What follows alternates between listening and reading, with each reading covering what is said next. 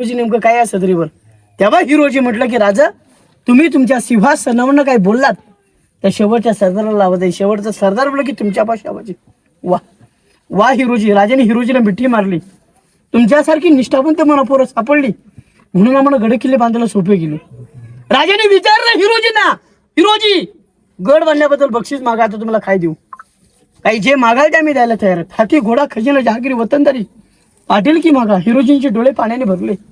राजा मी बक्षीच्या अपेक्षेने किल्ला बांधला आणि हिरोजी मागावं लागेल. काय हिरोजीने मागावं? घर जागा जमीन पैसा अडका संपत्ती असलं काहीच नाही मागत बसले.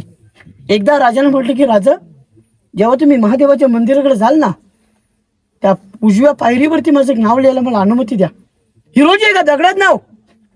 महादेवाच्या पायरीच्या खाली नाव लिहायचं असेल त्या गेटवरती लिहा, नगरखान्यावरती लिहा, उंच भिंतींवरती हिरोजी नावं लिहा. नाही राजा, ज्या ज्यावेळेस या किल्ल्यावरती तुमचा मुक्काम असेल त्या त्यावेळेस या मंदिरात जाताना तुमचे पावलं त्या पायरीवरती असतील तर राजा तुमच्या पायाची तुला माझ्या नतमस्तके लागेल. वा वा हिरोजी. आजही नाव कोरलं गेलो सेवेची ठाई तत्पर हिरोजी इंदुरकर. मुलांना मला सांगायचं काय तर रायगड किल्ला बांधताना हिरोजीना कधी गर्व आला नाही.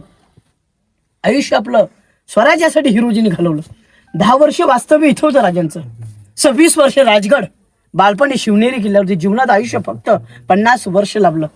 अहो जर फोड केली तर 20 वर्ष अशीच जातात. राहिली 30 वर्ष. हे घर नाही माणसाला बांधता येत. आपल्या राजाने 18 पगड जाती एकत्र केल्या. आज एक समाज एकत्र करायला अवघड जात आहे.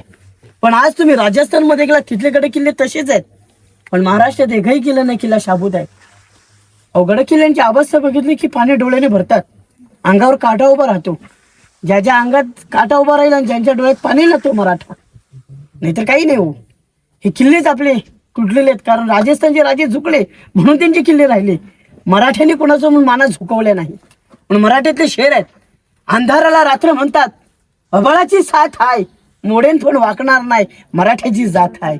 कवी भूषण बोलला, काशी हुकी कला जाती, मथुरा में मस्जिद बसती, शोभा नव्हती तर सबकी सुन्नत होती. ओ तांदूळ शिजला तर भात म्हणतात. खरं ज्या महाराष्ट्रात म्हणजे छत्रपती शिवरायांना विसरेल ना त्याला हिदळाची जातच म्हणतात. राजांच्या निधनानंतर हा किल्ला इंग्रजांनी उद्ध्वस्त केला. याच गडाचा किल्लेदार सूर्याजी पिसाळ हा फितूर झाला. मागच्या बाजूला घेऊन गेला, तोफा चढवल्या आणि गडाचा दारुगोळा फोडला. रायगड 11 दिवस जळाला. मग 11 दिवसामध्ये रायगडावरचं छप्पर हे जळालं. राहिल्या तुटलेल्या भिंतीने इमारती. आता हा किल्ला कोणाच्या मालकीचा नाही. इथला तुम्ही दगडी हलवू शकत नाही. आणि का हलवला तर त्याचा जबाब द्यायला लागतो, नाहीतर जामीन पण मिळत नाही. हा पुरातत्व खात्याची ताब्यात केला. छत्रपतींच्या वारसगाद्या आहेत. कोल्हापूरला संभाजीराजे आणि साताऱ्याला उदयनराजे भोसले.